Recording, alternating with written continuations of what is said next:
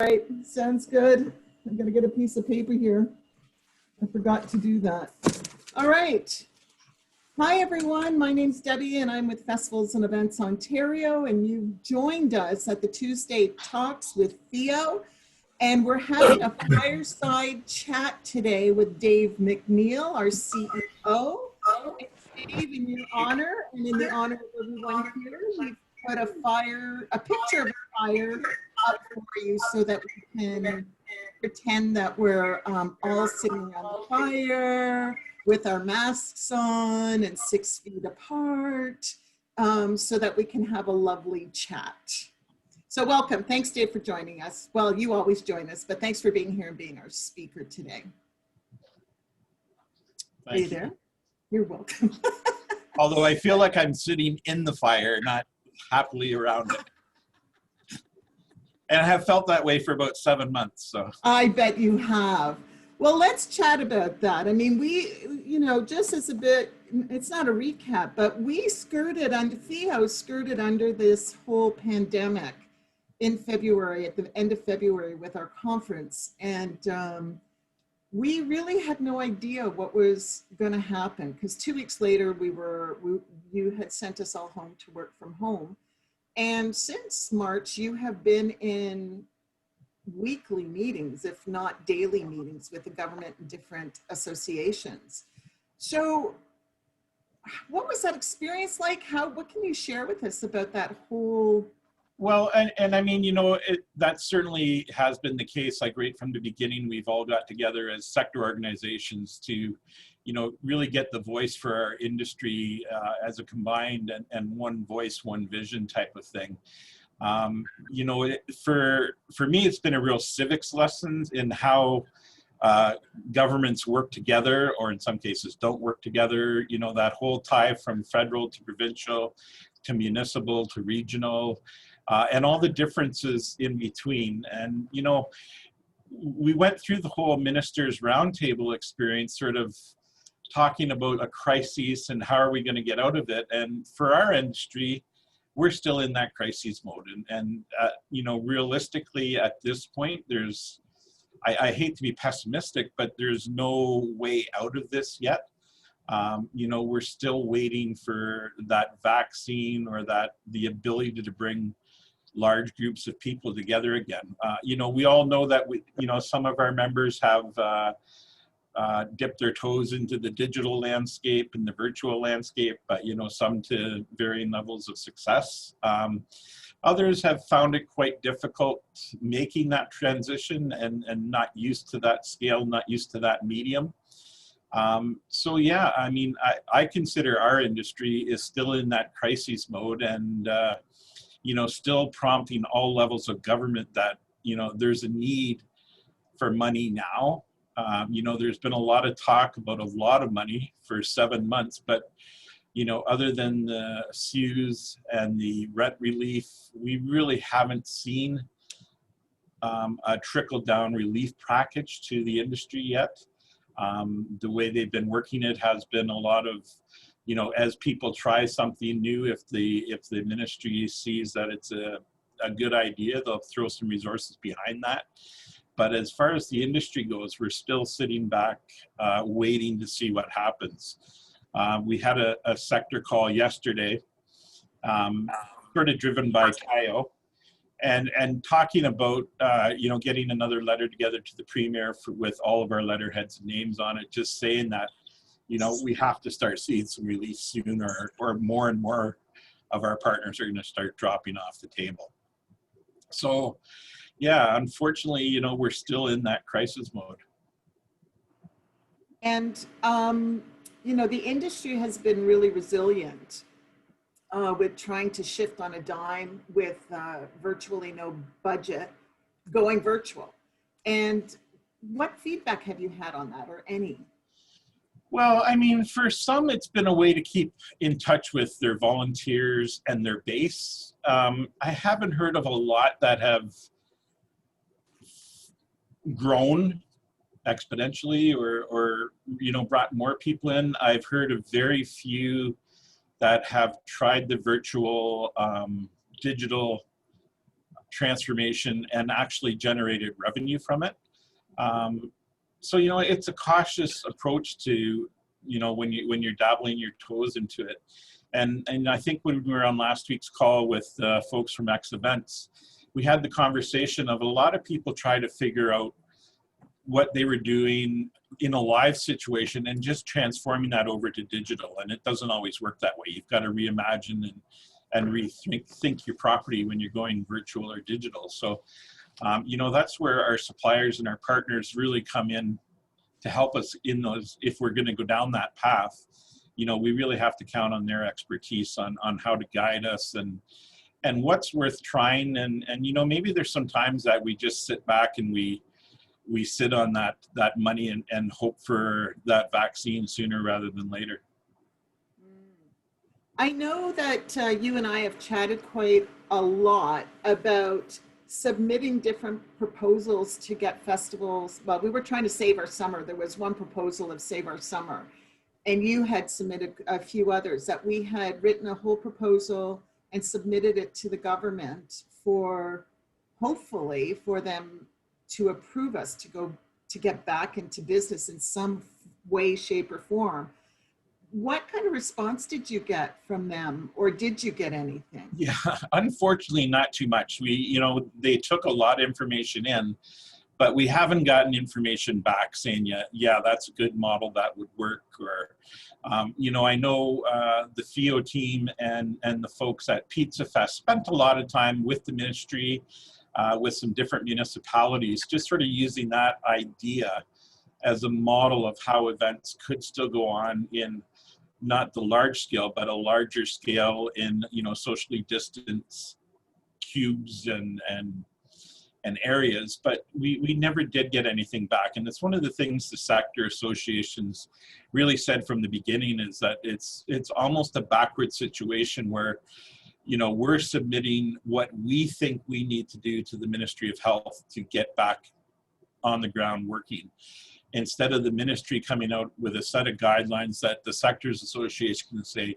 yeah, we can live with those, or we can work within those, but this is what we're going to have to do to get there. So it's been a real cat and mouse chasing game. And then the other side of the equation, which, you know, a lot of the Ipsos research that the minister talks about, you know, that research is telling us that we've also got communities out there that just aren't ready to leave their house, and they aren't ready to try these new things. So we're fighting against that as well. You know, it's sort of a double-edged sword. As all of us event professionals, that's our whole ballywick, is bringing large groups of people together and celebrating culture, music, or culinary. And then there's the whole different side of that community that, you know, and it's really split into 5 groups, about 20% each group is. And, you know, the first group is, they're ready to go now. They'll try anything. They're ready to get to a hockey game. They're ready to go to a concert. They're ready to go back to what was life as it was before. Then there's the other 20% that, you know, they're ready to go, but they're still waiting for some government approval to say, give the stamp that it's all right to get out there and do that.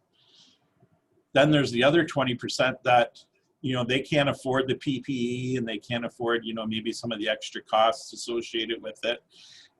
And, you know, while they might want to go out, they think they're better off still staying in. Then you've got the other 20% that doesn't matter what happens, you know, we're not leaving our house, we're hunkered down. We've got old parents and grandparents that we don't want to, you know, infect. We don't want to bring that bug that we can't see or feel, or we don't want to spread it around. And then there's the other ones that are just, until there's a vaccine and it's been through process, you know, they're just not leaving the house at all. So those are some of the things that we're fighting against as well. Yeah, and dealing with, I guess, is a better way to put it.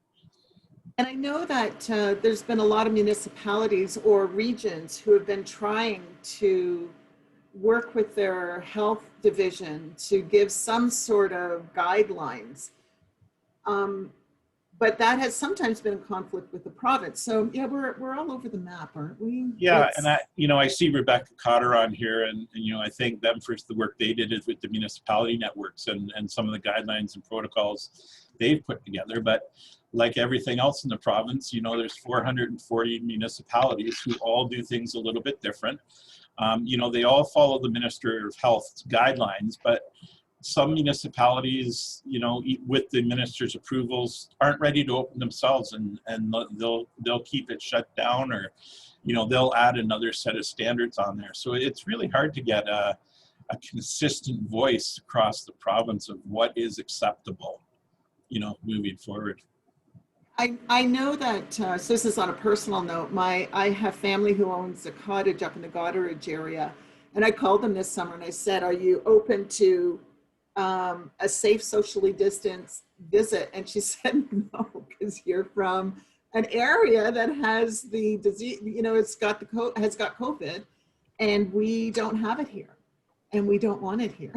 So I tried not to take that too personally, but yeah, there was some reality. So that group falls into somewhere into that 20% that you were talking about. Yeah, and I mean, when you go through your Rolodex and you go through your friend circle, your family circle, you know, I think it's common for all of us to know different groups and different pockets like that, that just, you know, there's groups that just haven't been outside of their house, haven't been outside their external bubbles. And yeah, it's, you know, I think back to, I went to a concert in the spring in London, and it was Jack White. And they took everybody's phone and they put them in Ziploc bags and they locked them, and you didn't get them back to the end of the concert. And, you know, we were sitting in the auditorium for like a half an hour before the concert started. And it was just amazing to look around and see everybody talking to one another. And, you know, they weren't on their devices taking pictures and so there was a buzz in the auditorium. And, you know, we left feeling that, wow, wasn't that neat? You know, it was like a step back in time. And now here we are now.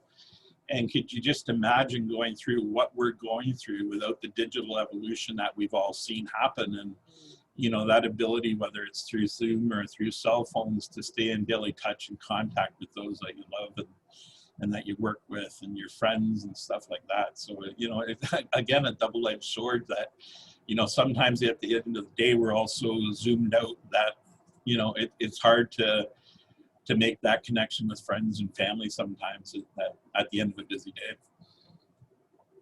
I agree that sometimes I'm just overwhelmed too with all the Zoom meetings and the information that's coming at us. But anyways, that's, you know, it is really early, but, you know, feel free, anyone who has questions for Dave, please feel free to either put your hand up or unmute yourself. Okay, Bridget, you do, and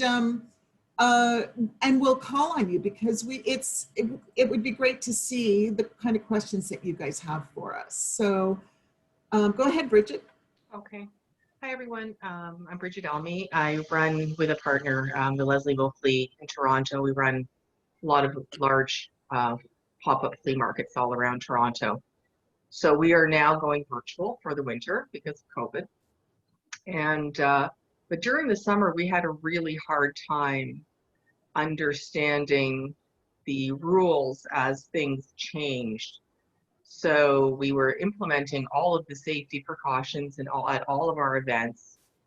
But when there was, first of all, there's two levels of government, right? So when we would look at the safety protocols, or we would look at what the changing rules were, if suddenly we were going, for instance, when we were in phase 3 and going back to phase 2, we would look at the information, and if any of the wording is changed when you're looking at it from a local perspective as opposed to a provincial, it can be very confusing when they reiterate what they feel are the protocols. So if you are trying to get a really good legal interpretation, even if you phone somebody at the province, we did not find a lot of comfort in understanding exactly what those protocols meant for us. Could we go ahead? Could we not go ahead? What does an event look like? So they would use examples. You know, they'd say like the hockey rink or a community center or a banquet hall or whatever those things were. But we did not have an understanding, a definition of what an event is. I think that would have been really helpful for us. First of all, what is an event? And what does that mean to an outdoor event? What does it mean to an indoor event? So, you know, we went through the summer providing outdoor events and private locations, and we did really well. And well, I mean, as well as, you know, anybody does in COVID. And no one was, everything was fine, but we sweated out. And, you know, actually, we just got an email from someone saying, are you going to have an outdoor event this weekend? The weather's really good. Absolutely not. We are going virtual.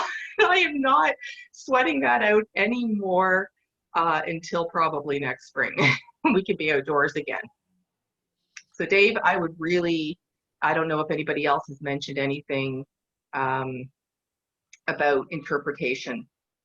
Yeah, and you know, I was on a call again yesterday with our sector associations, and that was one of the keys that a number of us brought up is that, you know, with all of the different issues and bylaws and different communities having different standards, in a lot of the cases, it's the bylaws in enforcement and interpretation of the said bylaws as well. That, and you know, that's concerning to me, because if I think that, you know, what if some very inexperienced but well-meaning police officer comes by and suddenly, and I actually had a copy of the act with me at the events. Yeah. So that I could at least make clear to somebody coming by that you may want to second check, you know, if you think that you know what you know, you may actually not know what you know. So, you know, check it out before you do anything strange today. Yeah, so that, again, that's one of the things that we're really spending time on is trying to ensure that bylaws and different Ministry of Health mandates are being enforced the same way throughout the province, especially at the ministry level. We know municipalities are different, and we know that each of those standards, but that we're also talking to the municipal networks to ensure that their bylaw enforcement officers in whatever city it is, that they are working to a set of standards and they're not varying. You know, I've used to run Oktoberfest in Kitchener, and we would always have issues with AGCO inspectors whose interpretations were always different, and it could be three different AGCO and bylaw people in one city who have three different interpretations, and depending on who you have, you know, you have to know their interpretation of it. And they're, you know, these are just people that are going out for work for the day. In fact, actually, I don't even think most things were actually enforced across Toronto, from what I understand anyway. But still, you know, we want to work by, we want to align ourselves with the laws. So just need to know what those are. Yeah, we're pushing on that as well. Thank you. And again, you know, it's something that we think it's fairly simple, but there's been a real reluctancy for top down, and you know, you'll hear the premier or the minister saying that, you know, we're really depending on our local health units to make the call in their communities. But again, I think a lot of those local health units are looking for that advice from the ministry as well as to what are the overreaching standards that everybody has to at a minimum meet, and then how do we enforce that? And actually, that's what made me nervous, was that understanding that they weren't in communication with each other to the point where you just made this huge decision, and it sounds like there's another level of government that's only hearing it now. What does that mean on the ground? And I mean, I'm going to use the restaurant associations because they had a really good, you know, they did a lot of research, and especially in the three areas that they just went to the standardized phase 2, and they're saying that, you know, the facts are showing that the spread is not coming from the restaurants, whether it's inside or outside. That's not where the level, and they've all invested in the plexiglass and the social distancing and, you know, bringing their numbers down to 50%, and they're still being penalized. So, you know, that there's a huge cry for that standardization. Whether it'll come sooner than later, I'm not sure at this point. Maybe we'll be lucky and not need it. That'd be wonderful. That's not going to happen. Yeah, I mean, Let's hope, Richard. Yeah. like everybody else, I keep getting nervous as things are getting moved now from 2021 to 2022, or when I hear the minister talks about 2024 and the airline not really coming back to 2023, 2024, that's a long push. And some of us have been lucky to make it to this point, but I don't know of many festivals that can go for 2 years without happening, or without a reliable source of income. Oh my gosh. Unfortunately. Dave, we have a question online from Jamie. They're asking, what are the best resources for planning events for 2021? I'm working on numerous events at Fort Henry and Kingston in terms of planning a COVID-19 world. I mean, the three that I always use are the ones that Janet Sellery and her team did at the EMS, Rebecca and Dan from the municipal networks, and then our Pizza Fest. All three of those are on our COVID recovery site. They're all very detailed plans, and while some of your municipalities might vary, I think all of the steps that need to be covered are in those documents. That I think between the three of them, I think they give you a really good understanding of what's necessary and what you need to do, especially at this point in time. The numbers have gone back to the 25 outside and 10 inside or whatever. So, I don't see those numbers going up significantly anytime soon. So those are the three I would reference. And like I said, they're on our COVID recovery library on our website. And if you can't find them or you're having trouble, just give Jay or Deb or myself a shout and we'll get them on to you. And Rebecca posted a link as well for the municipal return to events from the one that they wrote. So the municipal event recovery guide, she gave us a link for that as well. So Rosemary wants to know, will there be an awards program this year? We're in the midst of looking at our whole conference and how we're going to do it. We've got a call tomorrow with a good number of our conference members, and a number of us spent some time at the TIO conference last week, so we've got some ideas through there. I think the overwhelming idea from the awards committee is that we're going to take a pass on this year, since so many weren't able to do anything. We will spend some time, if we do a conference, however we do it, recognizing the good work that has been done. And showcasing some of the different ways that our members interacted and stayed in touch with their communities. And I think there'll still be a place for our to celebrate our Hall of Fame somehow, some way. Thanks. That's it. Somebody was asking about the guide. The guide's not specific to, that's Rebecca's guide. Does anybody else have any questions? I know that there are some, Kyle and I were talking about this earlier, but some reverse parades and stuff happening. Is anybody else, do you have, and I know Juliet's going to be talking about this next week, about what is happening with the what she's been doing virtually. Is there any comments? I've seen that Kitchener is doing a reverse Santa Claus parade. I've seen a few different communities doing that, and I think it's a great idea.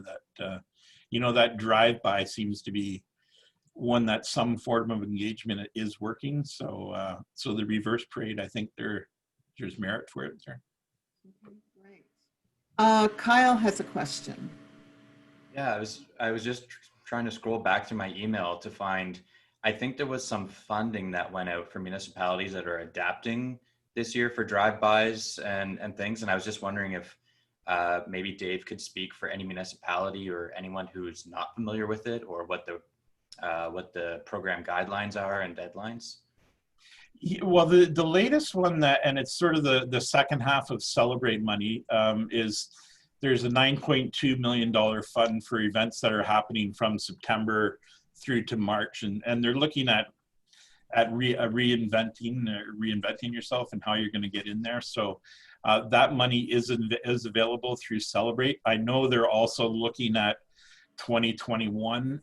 They probably won't have that open until later in January, but they're looking at what Celebrate might look like moving forward. They already made the 9.8 million, I think, announcement earlier in the year, where they gave, I think, a maximum of $100,000 to some of the festivals to help them through. I know they're looking at more possibility of helping with operating costs. The other thing, the other benefit I think that has come from this, when, you know, we have to look for benefits as well, is, you know, I think the ministry now realizes that hyper-local travel element to festivals and events and community building, that it all, you know, their granting program had always been for people from 40 kilometers and farther away. And I think the one thing that this has done for us is it's brought that ability to, you know, to bring our communities together and to look at a more hyper-local community and the importance that festivals and event have for those communities, which, you know, could be the inclusion of municipalities and stuff who were not eligible for Celebrate grants prior. Yeah, I mean, it's festivals and events. I know a lot of people have thought of it as tourism money coming in, but it is integral to community building, to sustaining local economies throughout the year. And I think for the next several years that it's going to be that hyper local. You know, I don't think they're going to look at that. So, I mean, I know it's speculation at this point, but as you mentioned that they're looking at what Celebrate will look at past March, like into the summer. Is it possible then that those festivals who may not be able to do a 2-year gap and survive, what do you think the viability may be on going virtually to help bridge that gap, to make sure that they do something this year to make it past? Well, and again, and Celebrate's never been about operating. And I think that's the ask that we're getting out there, is that, you know, a lot of us are going to need money with operating costs, you know, skyrocketing insurance, you know, those of us that have leases that landlords aren't contributing to, you know, getting some of those fixed costs covered through some of the Celebrate grants is what we're pushing for as well. Thanks. Anything else, Kyle? I was just going to ask, like, maybe, I mean, I know that we're looking for benefits, but if we're also looking at ways that we can contribute, like I know that FEO and yourself have been strongly advocating and petitioning government and trying to put proposals out. Are there ways that these festival organizers and things can contact people directly or become part of that process or contribute in some way to saying, this is what we need? Well, and I don't know this to be true for sure, but I think one of the reasons the ministers sort of set up these roundtables is they wanted to deal through sector groups so that, you know, you had sort of one voice, one vision coming through. All of the different roundtables would bring different people in for discussion. So, you know, I think it's easier for them to deal with sector groups than it is, you know, 2,500 different festivals that are happening throughout Ontario on a one-on-one basis. Mm-hmm. But certainly anybody that's got ideas, we've always been encouraging to bring them forward through us, that, you know, we're happy to get them on the table, and we do have a voice there. So. Great. Thanks, Dave. One of the things I think, and you touched on this, Dave, is how the industry has pivoted virtually. Have you been hearing anything about how festivals may do in the future do hybrid so they can reach a greater audience? Like doing a live event festival with their thousands of participants in the future, but also being able to broadcast that more openly. Have you been hearing anything about that? You know, I think through Music Canada and some of those, they've been working on, you know, how can you get that sort of concert scene happening again?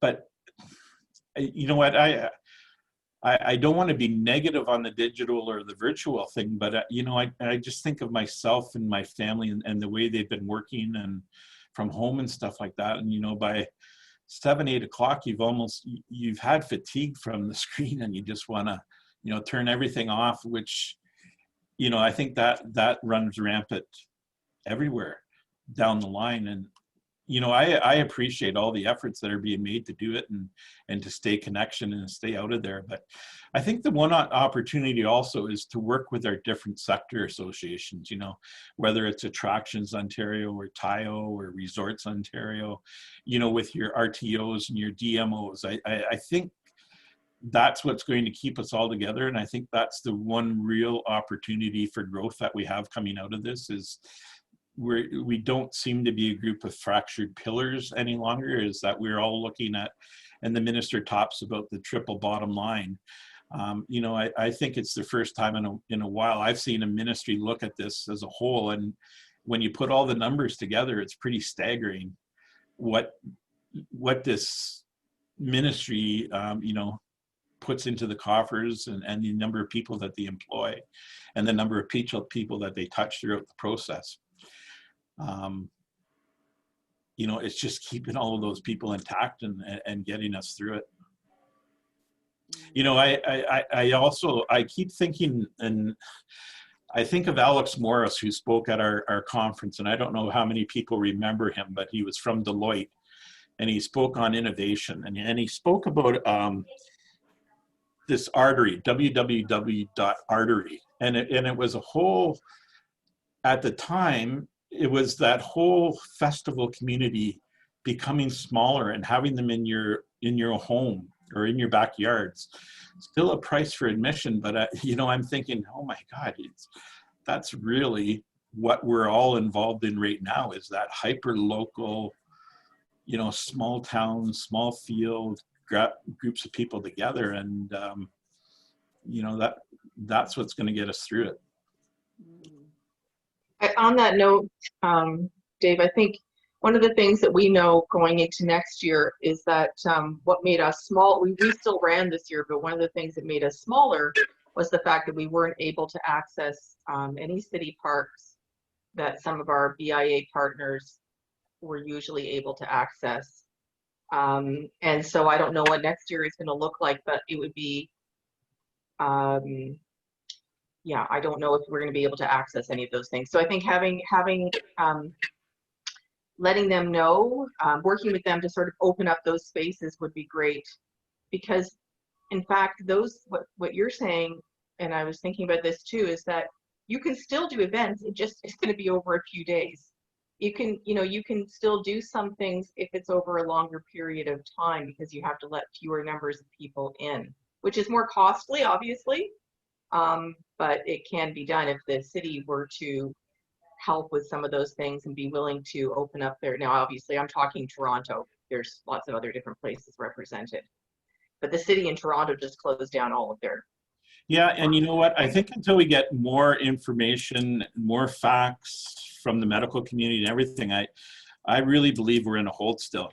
I can't see anybody jumping out and wanting to be the first to give this a try. So What do you mean? It's going to take longer than we all want. Yeah.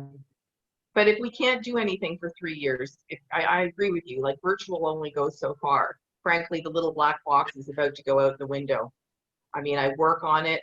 I'm doing events on it. And I actually worked for an employer who was a digital leader, and I call it the little black box. Can't stand it anymore. And to do it properly, it's not inexpensive. I mean, that's the other part of it. So if you've got partners that can help you out, that's great. But if you're going out and trying to retrofit, a digital experience, you've got to have a few bucks to do that. And I mean, the government does have some funds available for that. So yeah, I think it's just about thinking. Actually, I would prefer to think more creatively and strategically about outdoor physical spaces and how they can be used. If we're going for the long run for 3 years, I would rather be outside, and I think a lot of people would. I think a lot of people have had enough, so they want to get outside. Yes.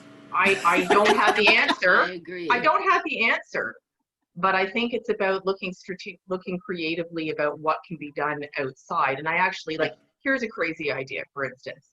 So, you know, you place digital, you know, boards in high traffic walking areas so that people are forced outside, but they're moving, and you know, you can still see what's going on, but they're outside. So I'm not saying that that's the answer. I'm just saying that I think people want to get out.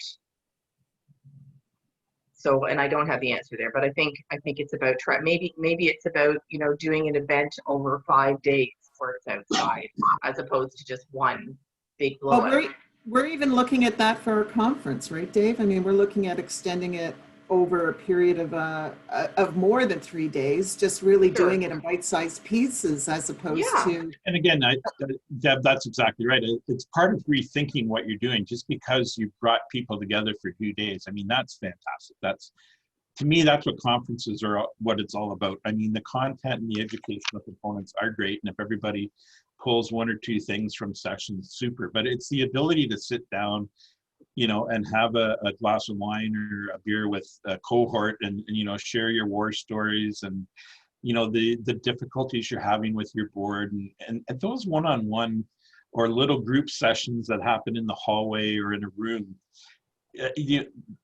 That's, and I'm not an extrovert by any means, but that's the stuff that I'm craving right now, is that ability to just sit down and share with groups of people, you know, other than on a Zoom line. But you know, that's just it's what we're dealt with, and I guess we have to live with it. And I think we've been doing fairly good. You know, I wish I had more answers for everybody. We all wish we do, but you know, I 2020 continues tonight as we enter this scary election in the States, and you know, who knows what's going to happen. I'm putting my 35 cents under my bed. That's what I've decided. I don't know where it's going. It all goes to hell. We have a comment from Darren Winger. He said, I'd encourage festivals to participate in the Minister Teletown halls and submit a question when you register. Questions are answered throughout the call. If you want to know what that is, I can send out a link. It's Minister MacLeod who does, well, I've been on a few of them. So. Yeah, we normally send out the links once Okay. the minister sends them out, we send them out to our, and we've been sending out stuff like that to members and non-members alike, just so that we can make sure people are getting that kind of information one-on-one. And I'll say one thing the minister is great at is, even if your question doesn't get answered live, their team does get back to you with an answer. So at least that's been my experience. I really like what she's been doing personally. So, so Rebecca says, are there any non-funding opportunities the province is considering to event organizers next year, like skills training opportunities, changes to provincial policies, access to promotional opportunities, etc.?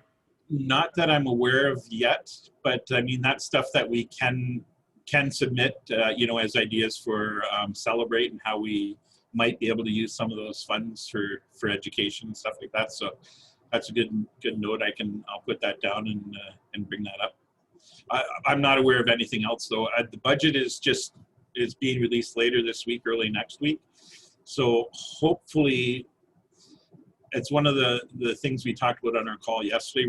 Hopefully we're going to start seeing some money flow, because like I said earlier in my addresses, other than the federal money that's come out, we really have seen nothing from the province, other than the Celebrate announcement and the 2 Celebrate announcements. So for our industry, I mean, there has been some help to those that have tried an early launch or tried to experiment with a few things, but that's sort of the way they've been working that.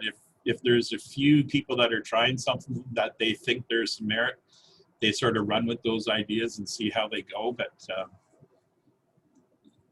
everybody else, like that $1.5 million relief fund, you know, other than the TIO money and a few $1,000s here and there, they haven't administered that money yet. So that's part of what we're advocating on is, you know, the industry needs support, and you know, I think about our suppliers and, you know, the AV companies and our entertainers and everybody sitting on their equipment and warehouses that they can no longer afford. And, you know, when we come out of this, our suppliers going to be there. Our sponsors going to be there as we see our mom and pop restaurants and chain restaurants closing down and hotels and stuff. You know, it's more than just the festivals and events people. It's our partners that really worry me as well. Yeah, absolutely. We talked about that with Peter Ashwin too, right? The supply chains. So Joanne is asking, why can we not all go out to a minimum capacity and with all protocols, especially outdoors? Sorry, Deb, what was that one? So Joanne's asking, why can we not all go out at a minimum capacity and with all protocols, especially outdoors? Well, Is that not a local? I think other than in the 3 communities, that is acceptable still. Right, Toronto, Ottawa, and York. Peel. I think it's Peel, York, Ottawa, and Toronto. And I think I think you're going to see some loosening on those stage 2 things with some of the restaurants and gyms, perhaps.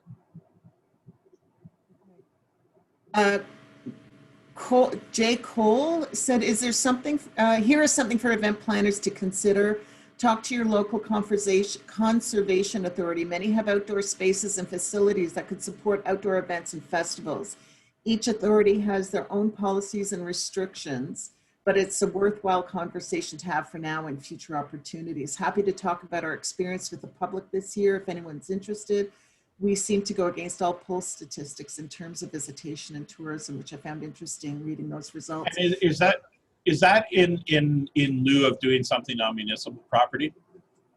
Because the guidelines are still the same throughout the province, right?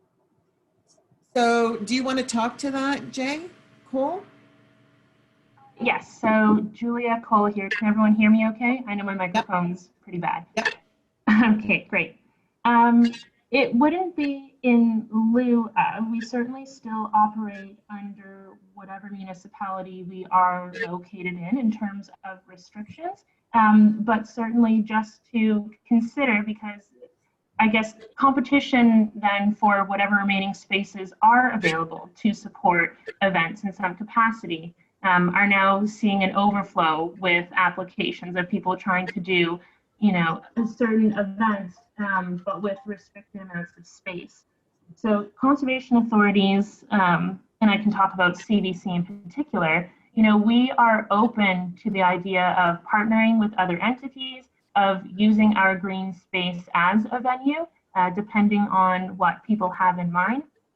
And it's just something to consider if, you know, you are looking for a place to host a modified event outdoors, because we obviously, we're all outdoors.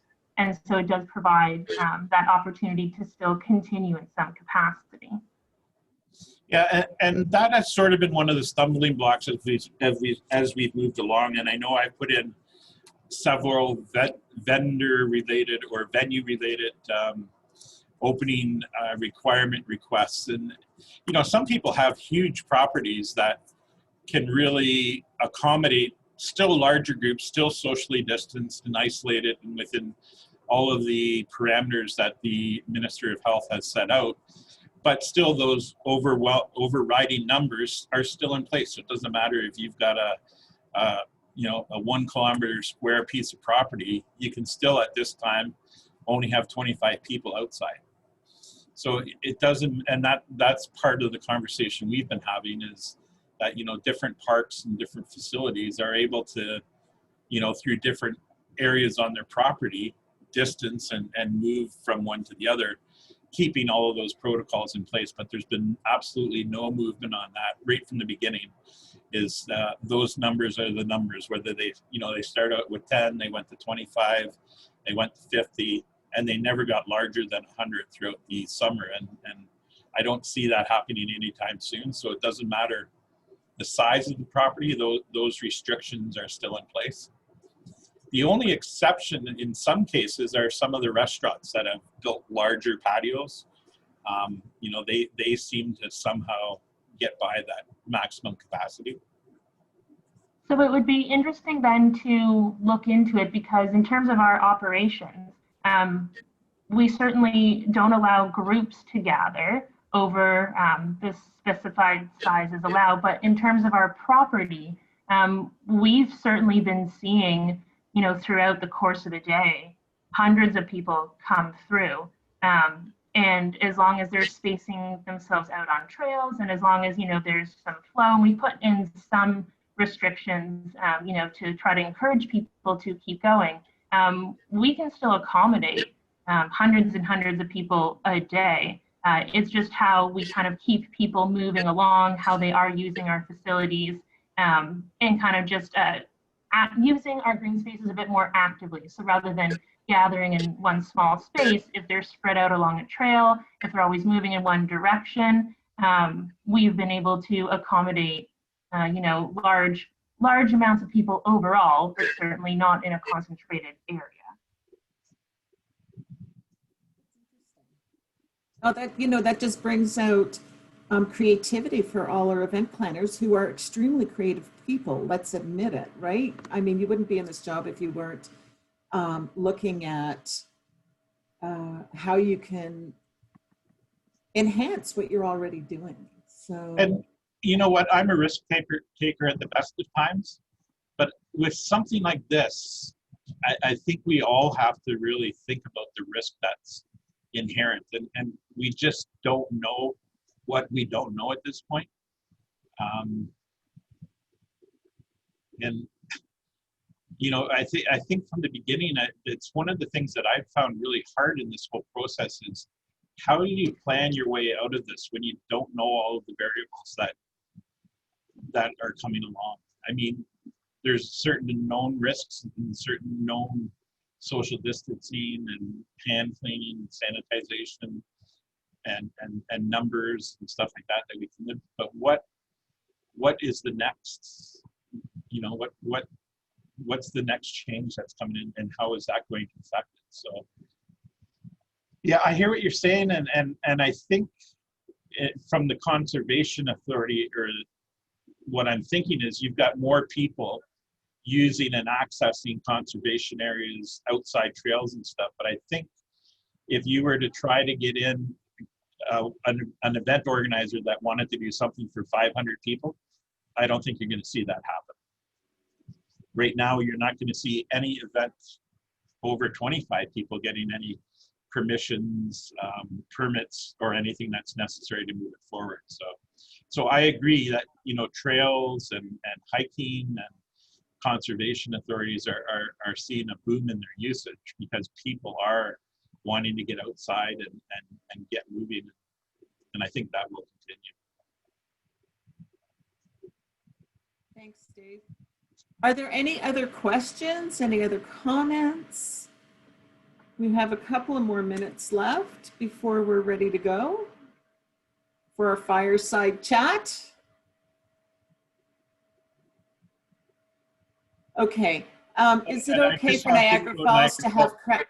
Yeah. Joanne's asking, is it okay for Niagara Falls to have crowds of people outside? Why is it okay for Niagara Falls to have crowds of people outside? Well, and I think, you know, you have to be careful with how you see pictures depicted, because sometimes it's you don't see the proper social distancing, but there is. And I think Niagara Falls has done a good job. I mean, it's one of the 3 major tourist areas in the province, you know, and they talk about Ottawa, Toronto, and Niagara Falls, and Niagara Falls hasn't had to go back into stage 2 or a modified stage 2. So, you know, I think there's certainly risk takers down there, and they'll push the boundaries on pretty well everything. But I think they take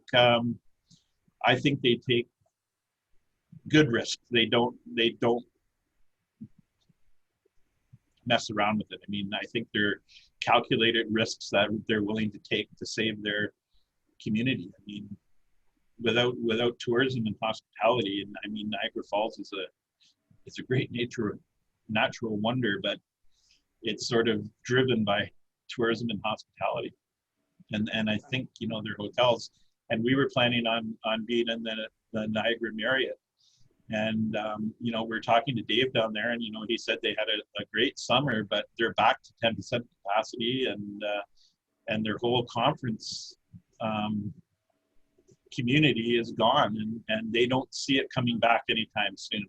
When we were talking about February, you know, we sort of renegotiated our contract and were able to move it, but, you know, he's not very optimistic about that conference element coming back, certainly in the early part of 2021 anyway.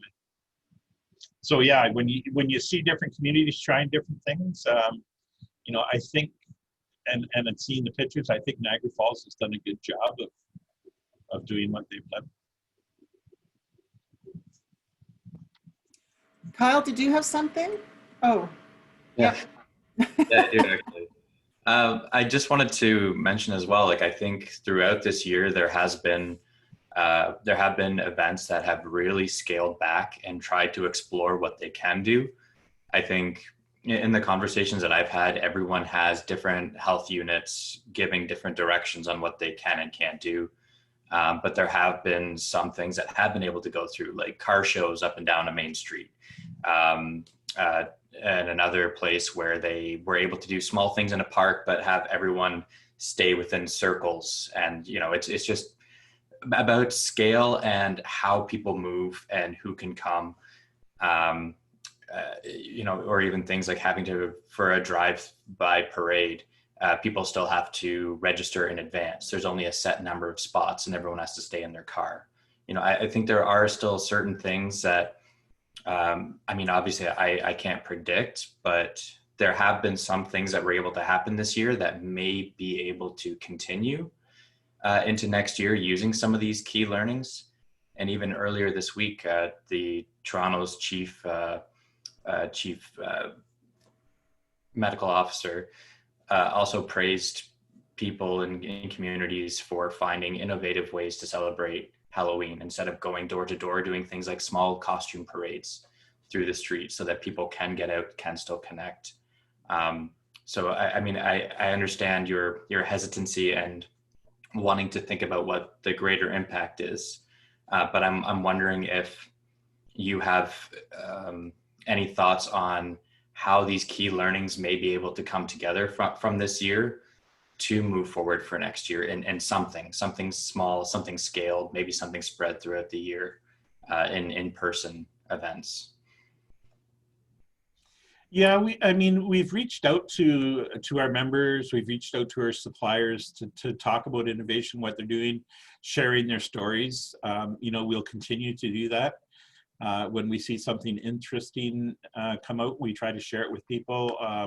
Our Instagram takeovers, you know, some of the different organizations that have tried different, whether they're virtual or digital experiences, you know, have really used our platform well, and they really were able to showcase, you know, I think of the Niagara Jazz and seeing people in New Orleans being engaged, and, you know, and in some instances, stuff like that really widens your catchment area because you can access some musicians a little bit easier. They don't have to travel, and, you know, you can bring some audience from down there and everything. So, I mean, I think there have been examples of some really great things that we've been trying to share and showcase, and will continue to throughout the year as they happen. So again, we try to keep them all in our COVID library. So if anybody's looking for ideas and stuff, or through our Instagram channel, you know, good places to look at what people have been doing. That's well, and yeah, I think Burlington Sound of Music also did a fantastic thing this year, doing ongoing concerts throughout the year, mostly being virtual. And when they had an opportunity, that turned into a small in-person. And then, you know, it's having that plan of resiliency of what you can do when it's safe to do so. I don't want to use the analogy of riding the waves, but, you know, something to adapt on the fly. And not to use a U.S. analogy, but it's a way to stay in front of your base, right? And I agree. I think Sound of Music's done a marvelous job of staying in front of their base and their core people and their volunteers. There's a connection, whether it's every week or every couple of weeks. There's something out there that are reminding them, hey, we haven't gone away.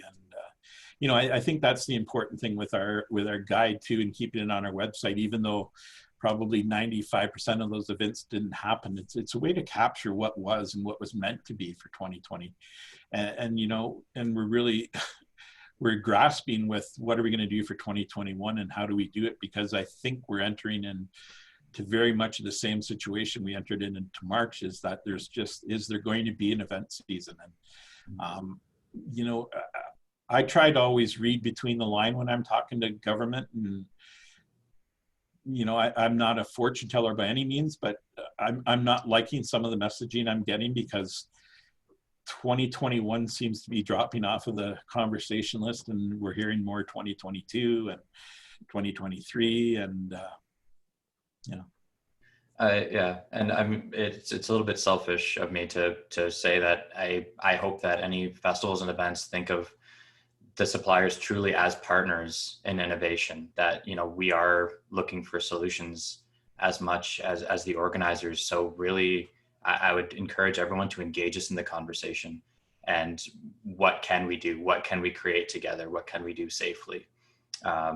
Because we're as focused on finding what we can still do together, because we're all here for the same passion and the same reason. Thanks, Kyle. There was a comment from Rebecca. Oh, sorry, are you done, Kyle? Yes, I am. Thank you. I don't want to cut you off. So Rebecca said it would be great if FEO awards continue for 2020 in that same spirit, capture what happened this year, virtual, modified, etc. So just a comment from Rebecca to take back to the board and the conference committee. Really appreciate that, Rebecca. Dave, any last words? No, you know, I just encourage everybody. You know, the one thing I hope everybody appreciates, you know, I certainly do, is the great team that we have here at FEO, you know, with Debbie and Jay and Pinky. The one thing I've tried to keep all of our spirits up, and that, you know, answer our phones quickly, let's respond quickly, let's, you know, try to get the information where it needs to be. We've really spent a lot of time and energy into thinking carefully about what we send out and what we don't. We really didn't want to clog our channel, and I know some people think we may have, but you know, we've really looked at it as a team and thought, you know, is this useful to everybody? Is this something that's going to make a difference? You know, there's been lots of different things that we could share, but we tried to keep it pretty factual based. So, you know, we're here for our members, our suppliers. So if there's anything we can do on your behalf, you know, it's just a text or a phone call. We're not working from the office. I come in and Deb comes in once a week to pick up some mail and stuff like that. We've shared our cell phones. So anything we can do to help you and your cause, you know, we're all working together. You know, look forward to that time that we can get back together and that we can get those large groups of people out there. But until that time, you know, I think it's just incumbent on us all to be safe, to follow the guidelines, to work within the guidelines, and you know, to think of our parents and our grandparents and our kids and our family and our friends and the safety of community. So it's a troubling time, but we will get through this. Thanks, Dave. Well said. Thank you. So next week, we're going to sign off now, but next week we have Juliette Dunn and Bonnie Baker from Niagara Jazz Festival, who will be coming on board and talking about what they have been up to. And it's really exciting. So I hope you'll join us. We also have coming up Thomas Cumberbatch from Godspeed, who's a branding organization. So he's going to be talking about anchoring on purpose in the face of the pandemic. Janet Sellery from the Sellery Health and Safety Consulting Services will be joining us. And we're going to be doing something a little different with Susan Patterson, and we're going to be talking about the ABCs of reading a room with people. So that's going to be interesting. I think it's just diverting a little bit from some of these heavy chats that we've been having, and trying to have a little bit more lighthearted and you know, spirited interaction. So with that, we will call it an hour and a day. And I thank you for joining us, and we will see you next week. Thanks. Bye-bye.